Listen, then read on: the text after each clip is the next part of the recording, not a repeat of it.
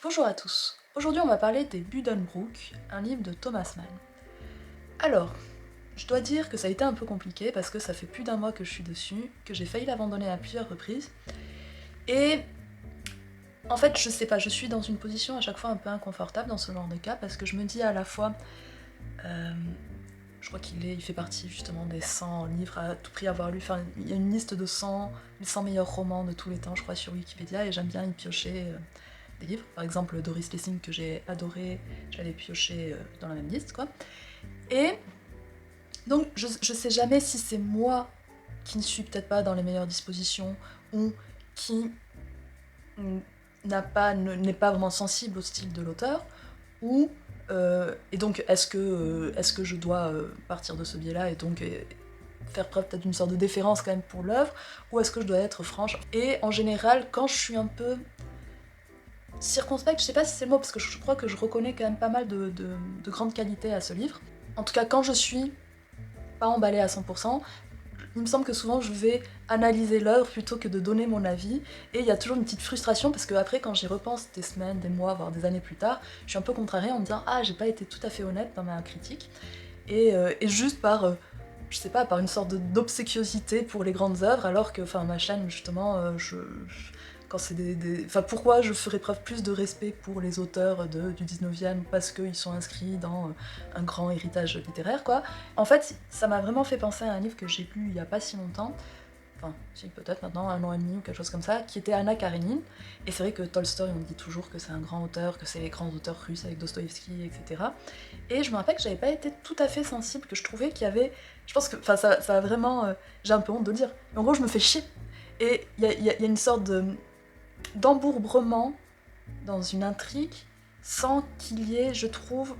Je crois que sur Wikipédia, il compare justement les Buddenbrook à Zola, parce qu'il y aurait une tentative un peu de montrer, je sais pas si c'est les déterminismes sociaux, mais quand même comment une famille va évoluer euh, de génération en génération, et certains défauts et ce genre de trucs.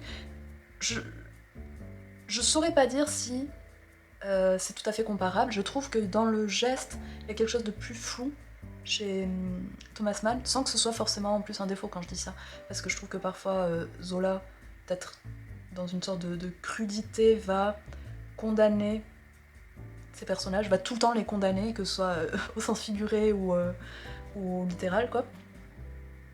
Et je crois que Thomas Mann n'est pas tout à fait dans le même truc. Je sens qu'il y a une sorte d'affection, ou en tout cas de non-jugement pour ces personnages, même ceux qui, euh, chez Zola, je pense, auraient été traités très différemment. Je pense par exemple au personnage de Tony.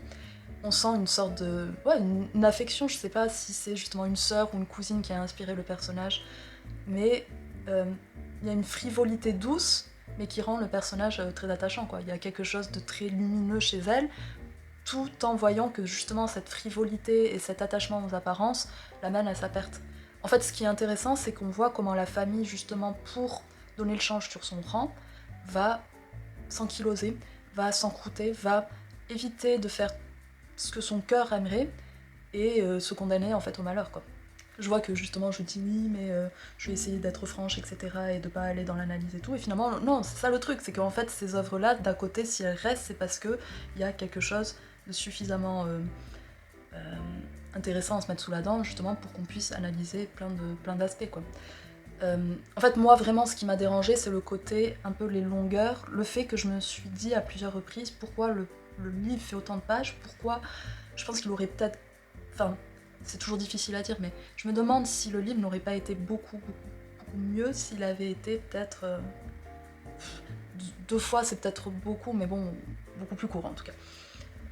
Et en même temps, je me sens con parce que je sais que Thomas Mann, justement, est vu comme un grand auteur, mais j'imaginais un auteur un peu plus. En fait, je crois que ce qui m'a un peu désarçonné, c'est un côté un peu académique ou classique, et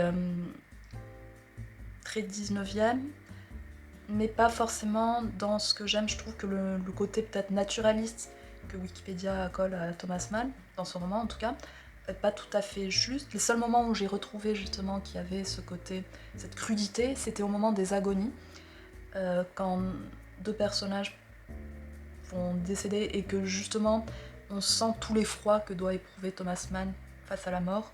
et le côté très réel, très réaliste, très incarné, et on sent limite les odeurs et tout ça quoi.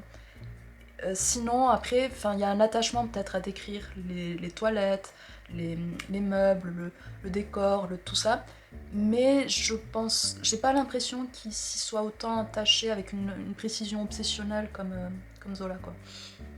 Donc j'ai du mal à comparer tout à fait quoi. Ouais, il y a quelque chose d'un peu plus... J'ai l'impression qu'en plus par rapport à Zola, si on devait comparer encore, il va pas aller dans une analyse psychologique aussi chirurgicale presque, mais plus laisser ses personnages vivre, ne pas toujours analyser leurs réactions,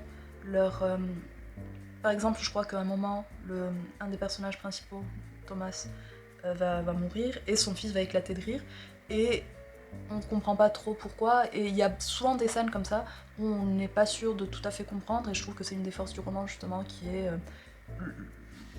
le personnage échappe un peu à la compréhension de son auteur, de son lecteur, et c'est comme s'il y avait une sorte de liberté, quoi. Il les laisse vivre un peu et c'est intéressant, quoi.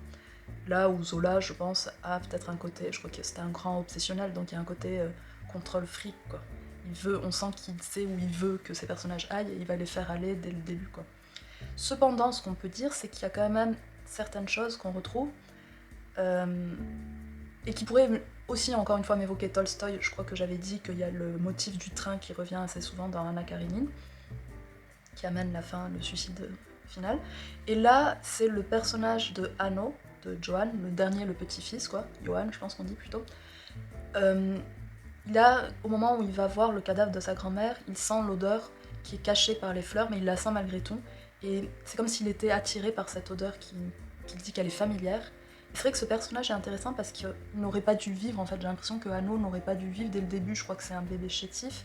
Je crois que son accouchement s'est mal passé, qu'il a été ranimé. Et en fait, on a l'impression que pendant tout le livre, il fait partie des limbes, il fait partie de la mort. Il est dans une sorte d'entre-deux, un peu. Dans une sorte d'utérus mortifère, quoi.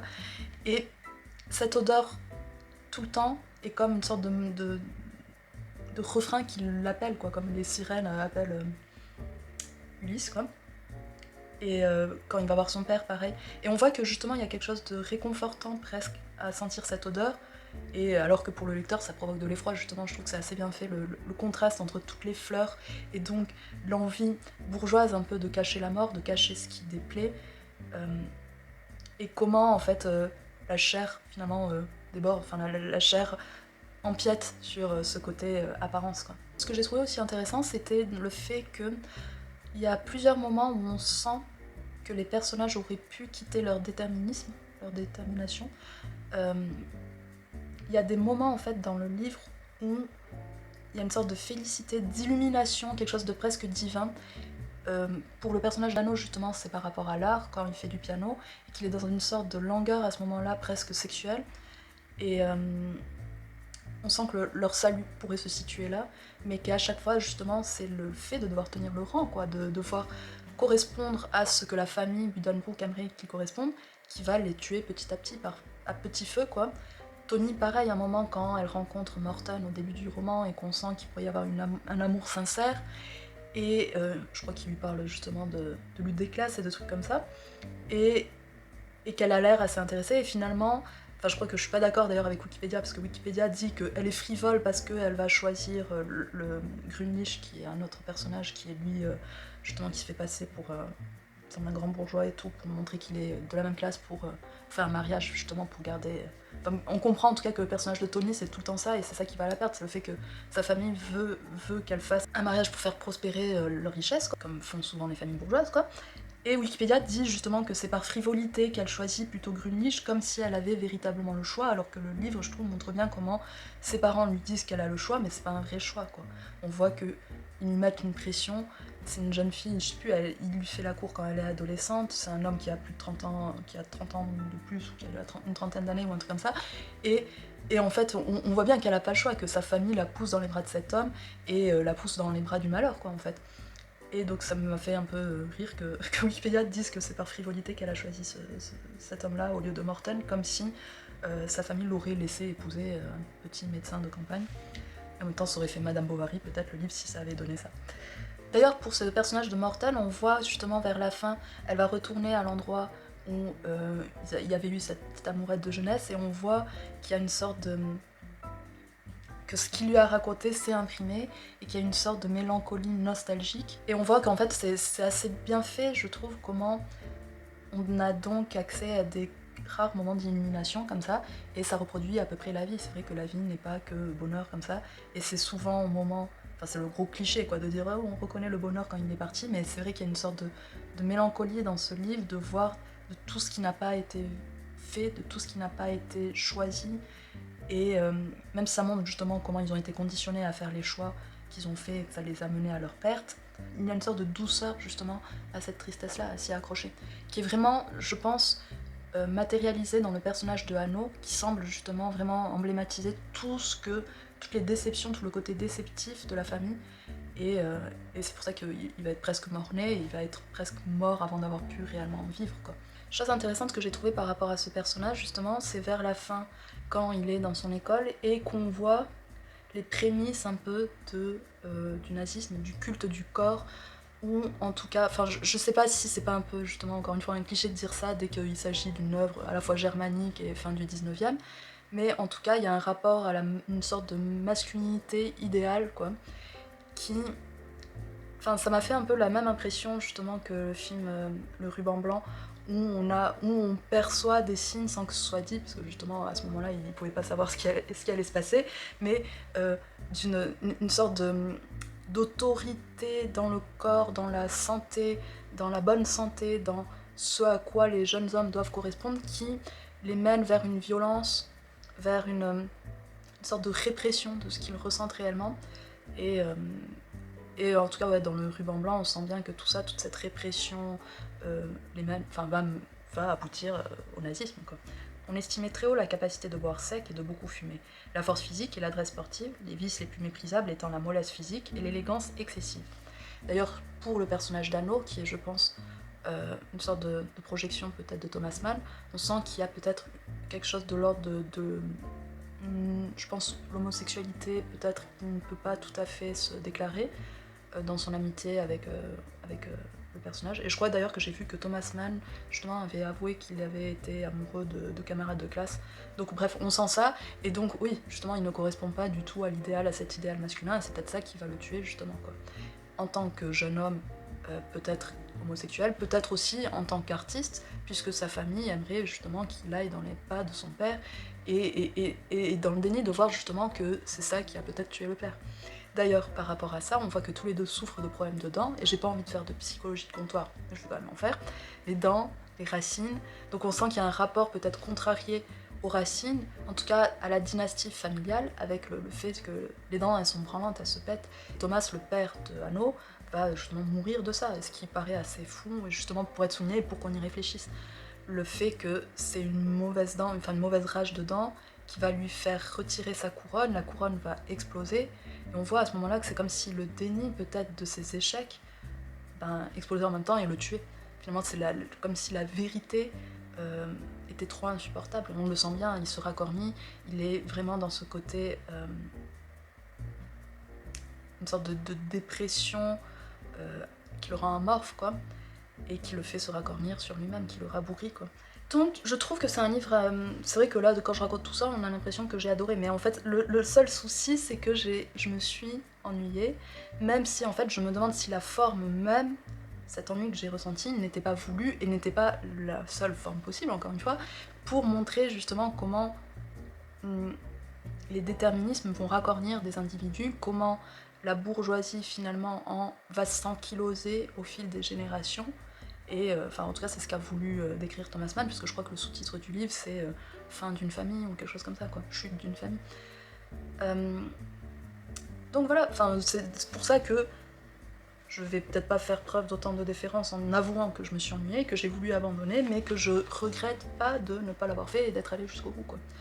De me dire, je suis en plus curieuse parce que je crois que la montagne magique est un peu plus expérimentale, et c'est ça peut-être que j'ai trouvé un peu décevant, c'est le fait, même s'il y a beaucoup de passages que j'ai soulignés quand même et que j'ai trouvé très bien écrits, mais je sais pas, il y avait une sorte de ronron, de côté très statique, de non-progression peut-être, Et encore une fois, je dis c'est peut-être fait à dessein, peut-être que la non-progression, c'est montrer aussi comment les générations ne se remplacent pas vraiment, même si elles se remplacent chronologiquement, comment il y a une sorte de temporalité sur le temps long, dans la staticité, je sais pas si c'est un mot qui existe, mais voilà quoi. Je vais vous parler d'un autre livre en conclusion, que j'ai lu récemment, qui s'appelle Théorie de la disparition. C'est un livre intéressant, je crois que c'est référence, il me semble que c'est Pérec. J'en avais lu qu'un seul de Pérec et c'était il y a bien longtemps, donc je serais bien mal avisée d'essayer de voir les liens qu'il y a entre. Mais en tout cas, ouais, c'est un très bon livre.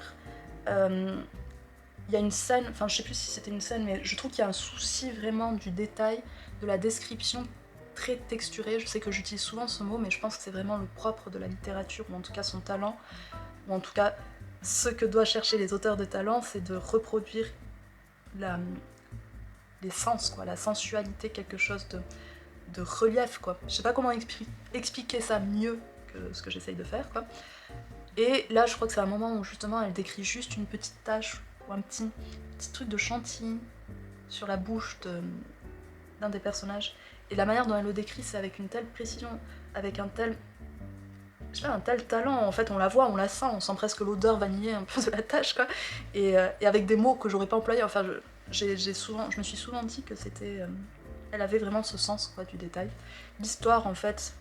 Enfin, je sais pas si on peut parler d'histoire, parce que c'est un récit qui est pas si classique que ça. Mais... le personnage va perdre quelqu'un dans sa vie, une disparition qui est bizarre, on ne sait pas vraiment si elle est symbolique ou pas, qui va la faire réfléchir à toutes les disparitions en fait de sa vie, et presque à se demander si finalement c'est pas elle qui passe à côté de sa vie, si elle n'est pas elle-même la grande disparue de sa vie, quoi. Bon, là comme ça on dirait un peu Ambre Chalumeau, mais j'aurais essayé. Mais en tout cas, je vous le conseille, Théorie de la disparition de Séverine Chevalier. Je vous remercie de m'avoir regardé et je vous dis à très bientôt. Voici le second numéro du magazine littéraire Chini Chini, qui cette année s'intéresse à la critique littéraire, mais aussi à la droitisation dans le milieu éditorial, au purple washing dans les librairies, et qui propose aussi 2 interviews, dont celle de Philippe Génada, qui est cette année au Goncourt, se dit en passant. Il est au prix de 14,90€ en format papier, 4,90€ en format PDF. Vous pouvez avoir toutes les informations en barre d'infos. Je vous remercie de m'avoir écouté.